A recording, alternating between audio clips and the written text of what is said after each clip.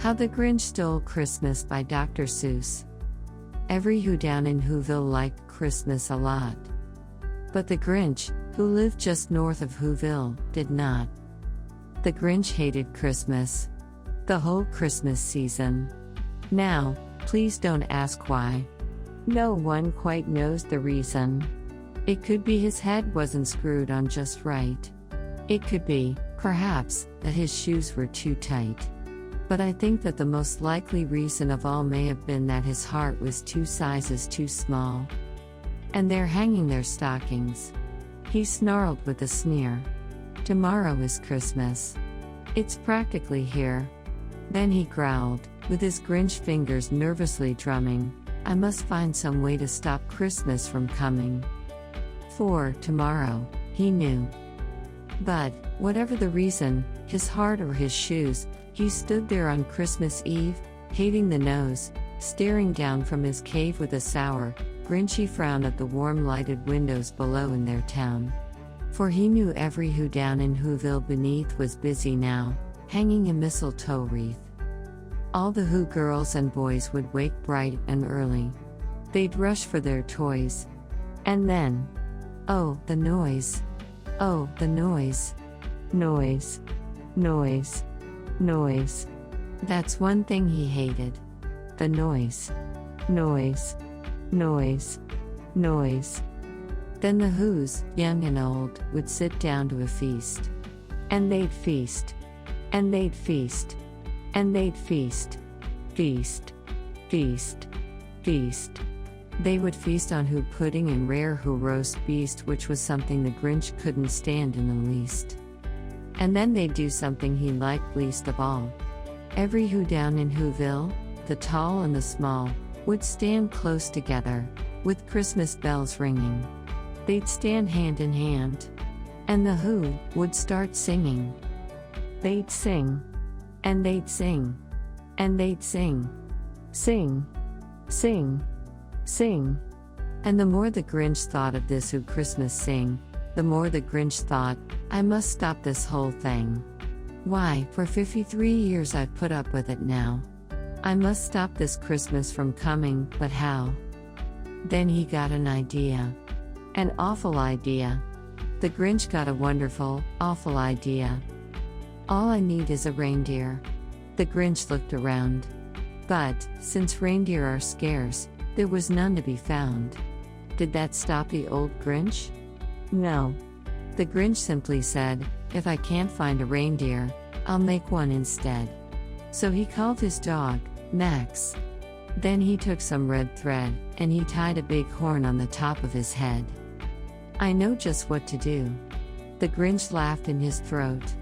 And he made a quick Santa Claus hat and a coat. And he chuckled and clucked, what a great Grinchy trick. With this coat and this hat, I look just like Saint Nick. Then the Grinch said, get up, and the sleigh started down toward the homes where the nose lay a snooze in their town. Then he loaded some bags and some old empty sacks on a ramshackle sleigh, and he hitched up old Max. All their windows were dark. Quiet snow filled the air.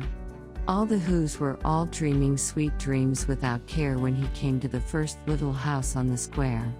This is stop number 1, the old Grinchy Claus hissed, and he climbed to the roof, empty bags in his fist. Then he slid down the chimney. A rather tight pinch. But, if Santa could do it, then so could the Grinch. He got stuck only once, for a moment or two. Then he stuck his head out of the fireplace flue where the little Who stockings all hung in a row. These stockings, he grinned, are the first things to go. Then he slithered and slunk, with a smile most unpleasant, around the whole room, and he took every present. Pop guns. And bicycles. Roller skates. Drums. Checkerboards. Tricycles. Popcorn. And plums. And he stuffed them in bags. Then the Grinch, very nimbly, stuffed all the bags, one by one, up the chimbley. Then he slunk to the icebox. He took the Who? Feast. He took the Who pudding. He took the roast beast. He cleaned out that icebox as quick as a flash. Why, that Grinch even took their last can of hash. Then he stuffed all the food up the chimney with glee. And now, grinned the Grinch, I will stuff up the tree. And the Grinch grabbed the tree, and he started to shove when he heard a small sound like the coo of a dove. He turned around fast, and he saw a small who. Little Cindy Lou who was not more than 2. The Grinch had been caught by this tiny Who daughter who'd got out of bed for a cup of cold water.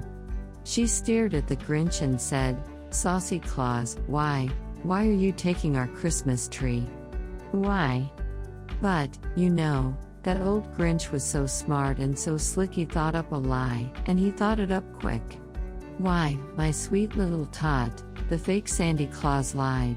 There's a light on this tree that won't light on one side. So I'm taking it home to my workshop, my dear. I'll fix it up there. Then I'll bring it back here. And his fib fooled the child. Then he patted her head and he got her a drink and he sent her to bed. And when Cindy Lou Who went to bed with her cup, he went to the chimney and stuffed the tree up. Then the lair thing he took was the log for their fire. Then he went up the chimney, himself, the old liar. On their walls he left nothing but hooks and some wire. And the one speck of food that he left in the house was a crumb that was even too small for a mouse. Then he did the same thing to the other nose houses, leaving crumbs much too small for the other who? Mouses. It was 1/4 dawn, all the who, still abed, all the who, still a snooze when he packed up his sled, packed it up with their presents. The ribbons, the wrappings, the tags, and the tinsel, the trimmings, the trappings. 3,000 feet up the side of Mount Crumpet, he rode with his load to the tip-top to dump it, poo-poo to the who's. He was grinchishly humming. They're finding out now that no Christmas is coming. They're just waking up. I know just what they'll do. Their mouths will hang open a minute or two, then the who's down in Whoville will all cry boo-hoo. That's a noise, grinned the Grinch, that I simply must hear. So he paused. And the Grinch put his hand to his CU. And he did hear a sound rising over the snow. It started in low. Then it started to grow. But the sound wasn't sad. Why, this sound sounded merry. It couldn't be so. But it was merry. Very. He stared down at Whoville. The Grinch popped his eyes. Then he shook. What he saw was a shocking surprise. Every who down in Whoville, the tall and the small, was singing without any presents at all. He hadn't stopped Christmas from coming, it came. Somehow or other, it came just the same. And the Grinch, with his Grinch feet ice cold in the snow, stood puzzling and puzzling. How could it be so? It came without ribbons. It came without tags. It came without packages, boxes or bags. And he puzzled 3 hours, till his puzzler was sort. Then the Grinch thought of something he hadn't before. Maybe Christmas, he thought, doesn't come from a store. Maybe Christmas, perhaps, means a little bit more. And what happened then? Well, in Whoville they say that the Grinch's small heart grew 3 sizes that day. And the minute his heart didn't feel quite so tight, he whizzed with his load through the bright morning light and he brought back the toys. And the food for the feast. And he himself, the Grinch earful the roast beast?